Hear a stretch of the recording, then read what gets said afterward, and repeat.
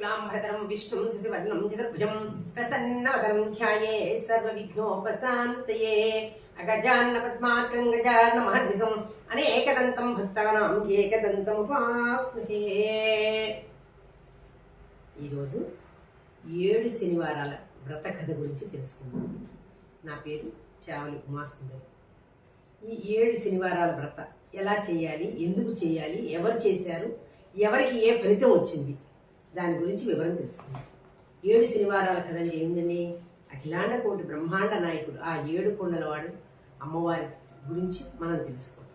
అది ఆ శనివారాలంటే 7 శనివారాలు మనం 7 శనివారాలు చేస్తామా, 3 శనివారాలు చేస్తామా, 5 శనివారాలు, మనం ఎన్ని శనివారాలు చేస్తామనేది ముందు మనం సంకల్పించుకోవాలి.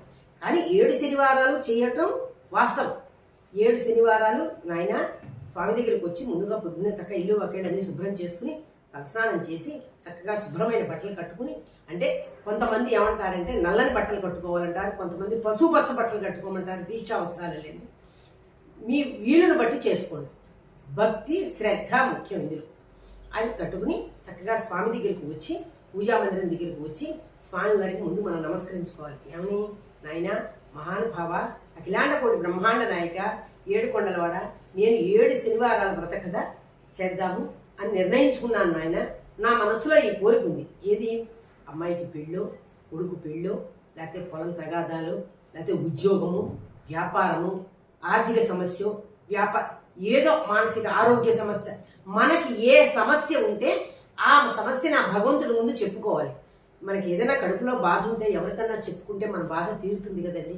అట్లాగే మన కడుపులో బాధని ఆ స్వామివారి ముందు చెప్పుకుని, నాయన నేను ఈ బాధను నాకు నివృత్తి చెయ్యి, నేను 7 శనివారాల వ్రత కథ చేసుకుంటాను అని ఆయనకి చెప్పుకుని సంకల్పించుకుని స్వామివారి ముందు కూర్చుని ముందు మనం ప్రార్థన చేసుకుంటాం. శాంతాకారం భుజగశయనం పద్మనాభం సురేశం విశ్వాధారం గగన సదృశం మేఘవర్ణం శుభాంగం లక్ష్మీకాంతం గమననయనం యోగ విజ్ఞానగమ్యం వందే విష్ణు భవభయహరం సర్వలోకైకనాథం. నాయన మహానుభావ, ఈ విశ్వానికే ఆధారమైన స్వామి, నువ్వు మా బాధల్ని పొంగొట్టి మాకు ఆధారమై మాకుండు నాయన అని చెప్పి ఆ స్వామివారికి నమస్కారం చేసుకుని చక్కగా పూజా మందిరం అంతా శుభ్రం చేసుకుని స్వామివారి పటం పెట్టుకుని అమ్మవారు అయ్యవారు ఉన్నది పెట్టుకుని చక్కగా స్వామివారికి పసుపుతో గణపతిని చేసుకుని చక్కగా ఆ పన్ను ఒక తాములపాకులో ఒక పళ్ళెల్లో ఒక దోసెడు 2 దోసెడు బియ్యం పోసుకుని తాములపాకు వేసి పసుపుతో వినాయకుడిని చేసి దాని మీద పెట్టి బొట్టు పెట్టి ముందు విఘ్నేశ్వరుడు సంకల్పం చెప్పుకుని దీపారాధన చేసి తర్వాత మళ్ళీ ఆ దీపారాధన పసుపు కుంకుమ పెట్టుకుని మళ్ళా నూనె మారు వడ్డించుకుని మళ్ళా ఆచమనం చేసి సంకల్పం చెప్పుకుని గోత్రం చెప్పుకుని భార్యాభర్తలు ఇద్దరు కూర్చుని చేస్తే ఇంకా విశేషం అండి. కుదరనప్పుడు ఒకళ్ళు చేసుకోండి. కానీ 7 శనివారాలే కదా కాబట్టి చక్కగా ఇద్దరు కూడా చక్కగా ప్రాతకాలం చేసుకుంటే ఇంకా విశేషం అండి. చక్కగా సూర్యోదయం లోపు చక్కగా చేసుకుంటే మనకు మనసు ప్రశాంతంగా ఉంటుంది. ఎందుకంటే ఈ సౌండ్లు గిౌండ్లు గోళ ఉండదు, వాళ్ళు వచ్చి వీళ్ళు వచ్చి తలుపు కొడతారు, పూజ డిస్టర్బెన్స్ అవుతుందని ఇది ఉండదు. కానీ మన మనస్సు కూడా ఏకాగ్రత అవుతుంది ఆ స్వామివారి ముందుకి. అందుకని చక్కగా చేసుకోవడం. ఒకవేళ వీలు కుదరకపోతే కనీసం 9 గంటలు, ఉదయం 9 గంటల లోపన్నా సరే ఆ పూజ చేసుకుంటే చాలా మంచిది. అలా వీలు కుదరని వాళ్ళు సాయంత్రం చేసుకోండి. పగలల్లో ఉపవాసం ఉండి సాయంత్రం చేసుకుని పూజ అయిన తర్వాత మీకు ఎవరన్నా దగ్గరలో బంధువులు ఉంటే వాళ్ళ ఇంటికి భోజనాన్ని పిలుచుకోండి. లేదా మీరే ప్రసాదం నలుగురికి పంచుకుని ఆఖరి 7 వారాలు అయిన తర్వాత బ్రాహ్మణి ముత్తైదుని పెట్టుకోవచ్చు. మన అవకాశం బట్టి చేసుకోవటం. ఏమండి? అయితే చక్కగా పూజ చేసుకుని ఆ స్వామి విఘ్నేశ్వర పూజ చేసుకుంటాం కదండి. ఆ విఘ్నేశ్వరుని కూడా చక్కగా షోడశోపచారాలతో మహాగణపతి దేవతాభ్యో నమః ఆవాహయామి, ఆసనం సమర్పయామి, హస్తయోహో అర్ఘ్యం సమర్పయామి, పాదయోహో పాద్యం సమర్పయామి అని చక్కగా పూజ చేసుకుని బెల్లం ముక్క నైవేద్యం పెట్టుకుని హారతిచ్చి అదట్ట ఉంచేస్తే మళ్ళీ మనం వెంకటేశ్వర స్వామి దగ్గరికి రావాలి.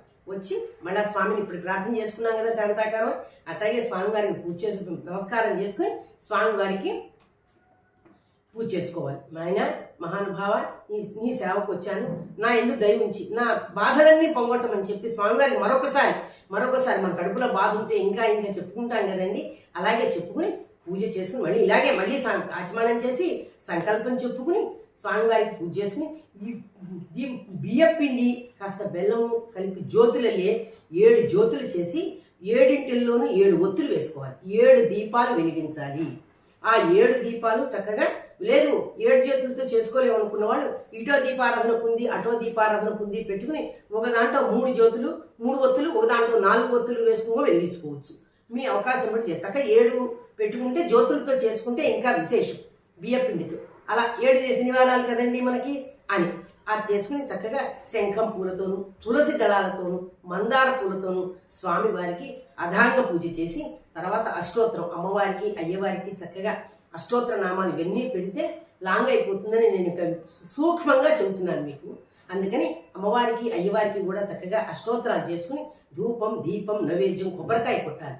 కొబ్బరికాయ కొట్టుకుని చిమ్మిరి ఉండలు 7 చిమ్మిరి ఉండలు నైవేద్యం పెట్టుకుని చక్కగా స్వామివారికి పానకము వడపప్పు చలిమిడి చేసుకుని ఈ 7 చిమ్మిరి ఉండలు పెడతాం కదండి. చిమ్మిరి ఎందుకు పెడతాం మనం? శనివారంతో కలిసి వస్తే శనిశ్చరుడు కూడా కలిసి వస్తాడు మనకి. అందుకని ఆదిత్యాయ సోమాయ మంగళాయ బుధాయిచ గురు శుక్రు శనిభ్యచ్చ రాఘవే కేతవే నమః. ఈ నవగ్రహాలన్నీ ఇందులో వచ్చినాయిగా మనకి. నవగ్రహ స్తోత్రాలు అంటే మన జపాకుష్మ సంకాశం అవన్నీ చదువుకోవాలి. ఇవన్నీ మీకు ఆదేశం అవుతుంది, కుదురుతుంది కుదరకపోతుంది, వస్తాయి రావు అని సూక్ష్మంగా చెప్పుకుంటున్నాం మనం. ఈ నవగ్రహ స్తోత్రం చదువుకుని చక్కగా ఈ చిమిరి ఉండలు పానకము వడపప్పు నల్ల ద్రాక్ష పళ్ళు అరటి పళ్ళు ఎవరి ఓపిక వారిది అంటే విధానం చెబుతున్నాను మీకు. మీ ఓపాన శక్తితో చక్కగా చేసుకుని స్వామివారికి నైవేద్యం పెట్టుకుని స్వామి నాయన మహానుభావ నీ దయ అని చెప్పుకుని కథ చెప్పుకోవాలి. ఆ కథ చెప్పుకునేటప్పుడు అండి అక్షింతల చేతితో పుచ్చుకుని స్వామివారి దగ్గరే చేసుకుని ఏమిటయ్యా ఈ కథ అంటే ఏం స్వామి ఏడుకొండల వాడు ఒక రోజున తిరుమల కొండపై కదండి ఉండేది. ఆ తిరుమల కొండపైన శనిశ్చరుడు ఒక రోజున అడిగాడు ఏమని, అసలు మన భారతీయులు అన్ని మన వేదాలతో పుట్టింది. ఈ వేదాలను అనుసరించే మనం వేదాలంటే మనం పంతులు పెద్దవాళ్ళు చెప్తారు కదండి, నాన్న మన సాంప్రదాయం ఇది, ఇలా నడుచుకోవాలి, ఇలా చెయ్యాలి, ఇలా పెద్దవాళ్ళు వస్తే నమస్కారం చేసుకోవాలి అని మనకు సంస్కారాలు మనకు నేర్పుతున్నారు కదా. దాంతోనే రోజులు వారాలు సంవత్సరాలు కూడా మనకి ఆ వేదాల ద్వారానే వచ్చినాయి. దాన్ని బట్టే మనం ప్రతినిత్యము కూడా మనకు అనుసరిస్తున్నాం మనం. అలాంటిది ఆ వేద శనిశ్చరుడు అన్నట్ట వెంకటేశ్వర స్వామిని గురించి తపస్సు చేస్తే వెంకటేశ్వర స్వామి ప్రత్యక్షమయ్యి ఏం శనిశ్చరా నీ భక్తికి మెచ్చాను, నీ తపస్సుకు మెచ్చాను, నీకేం వరం కావాలో కోరుకోమంటే నాయన నాకు శనివాడు అని శనిశ్చరుడు నన్ను చూడంగానే భక్తులందరూ బెదిరిపోయి పారిపోతున్నారు కనుక నన్ను కూడా అనుగ్రహించేటట్టు ఏదో ఒకటి నాకు వరమి నాయన అని అనేసరికి వెంకటేశ్వర స్వామి అన్నట్ట ఎందుకు నాన్న పిచ్చివాడు అట్ట చేస్తావు, నీలో 7 శనివారాలు ఎవరైతే పూజ చేసుకుంటారో వారికి నీ బాధ అనేది ఉండదు, నువ్వు ఉంటావు. అదీ కాక శనివారం నేను కూడా కలిసి వస్తాను, నాకు కూడా శనివారం అంటే ఇష్టమే కదా, నేను కూడా ఉంటాను కదా. అందుకని 7 శనివారాలు కదా వ్రతం చేసుకున్నప్పుడు నీ బాధ వాళ్ళకు ఉండదు, నా పుణ్యము వాళ్ళకి నా అనుగ్రహం కూడా వాళ్ళకి కలుగుతుంది. కాబట్టి ఈ 7 శనివారాల పూజ చేసుకున్న వాళ్ళకి ప్రతి ఒక్కరికి కూడా శనిపీడ పోతుంది, స్వామివారి అనుగ్రహం కలుగుతుంది.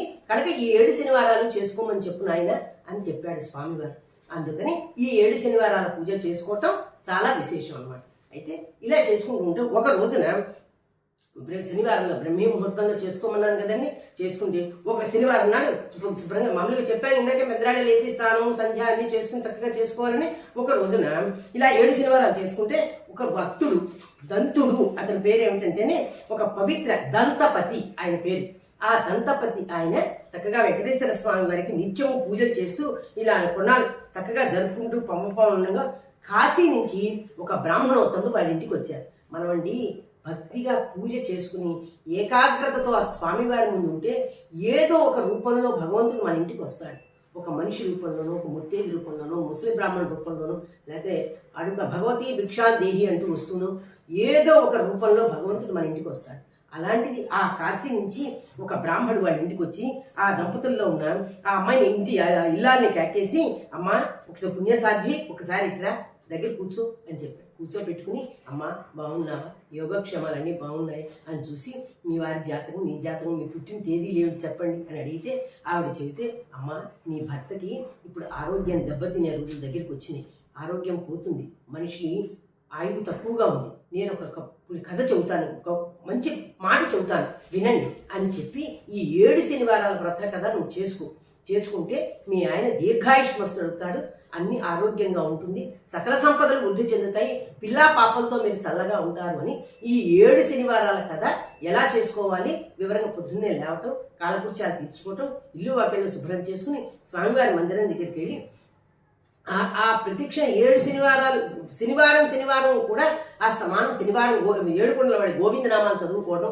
సుప్రభాతం చదువుకోవడం, స్వామివారి భగవద్ధ్యానంలో మునిగిపోయేటట్టుగా ప్రతి క్షణము ఆ స్వామివారి కృపకు మనం పాత్రలయ్యేటట్టుగా భగవన్నామస్మరణ చేసుకుంటూ మీరు ఉంటే మీకు దీర్ఘాయుష్ వస్తుంది, మీ భర్త కూడా దీర్ఘాయుష్మస్తుడు అవుతాడమ్మా అని చెప్పాడు. అలాగే ఆ తల్లి ఏం చేసింది, చక్కగా అపమృత్యు వాత పోతుందమ్మా అని చెప్పేసరికి చక్కగా ఆ ఇల్లాలు చక్కగా 7 శనివారాల వ్రతం చేసుకునేసరికి అతనికి ఒంట్లో ఉన్న అలసత్వం, అనారోగ్యం అంతా కూడా పోయేసరికి అప్పుడు అన్నాడు, ఎవరు ఉన్నారండి, ఆ భర్త, అమ్మా సాధ్వి నీ వల్లే నాకు ఆరోగ్యం, ఇంతకాలం నాకు ఆరోగ్యం బాగుండని మాట నిజమేను, ఆ మహానుభావుడు వచ్చి మనకు చెప్పాడు, ఆ 7 శనివారాల వ్రత నువ్వు చెయ్యబట్టే నాకు ఆరోగ్యం చేకూరింది, నువ్వు ఉండబట్టే నాకు ఇట్లా ఉంది, ఆ స్వామివారి కృపా కటాక్షాలు మన ఎందుకు ఉన్నాయి అని చెప్పి ఆ రోజు మొదలు చేసుకుని వాళ్ళు ప్రతి శనివారం కూడా 7 శనివారాలు చక్కగా పూజ చేసుకుని 7వ శనివారం నాడు వెంకన్న బాబు దగ్గరికి వెళ్ళారండి. 7వ శనివారం ఇంకా పూజ చేసేసుకుని ఆ మర్నాడు తిరుమల కొండకి వెళ్ళి మనం కట్టుకున్న ఈ బియ్యం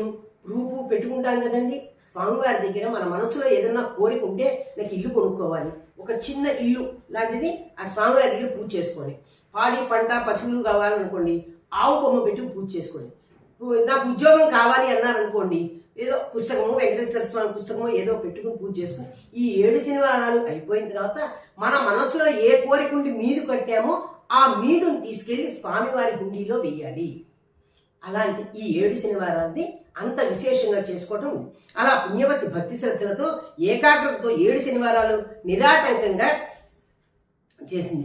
ఆ భక్తి శ్రద్ధలు స్వామివారు ఆమె స్వప్నంలో కనిపించి, ఓ సతీ తిలకమా, నీ పూజకు నా మనస్సులో ఆనందం కలిగింది, అందువలన నీ భర్తకు శనేశ్వర గండం తొలగిపోయింది, అనారోగ్యం తొలగిపోయింది, కావున జన్మకి ఆయుష్ దీర్ఘాయుష్యం వస్తాడు, ఈ జన్మలో సమకూర్చాను, అందువల్ల నేను ఇంకా సుఖశాంతులతో ఆయురారోగ్యాలతో నిత్య సుమంగలిగా దీర్ఘ సుమంగలిగా వర్ధిల్తావమ్మా అని చెప్పి స్వామివారు కలలో ఆ తల్లిని ఆశీర్వదించాటండి.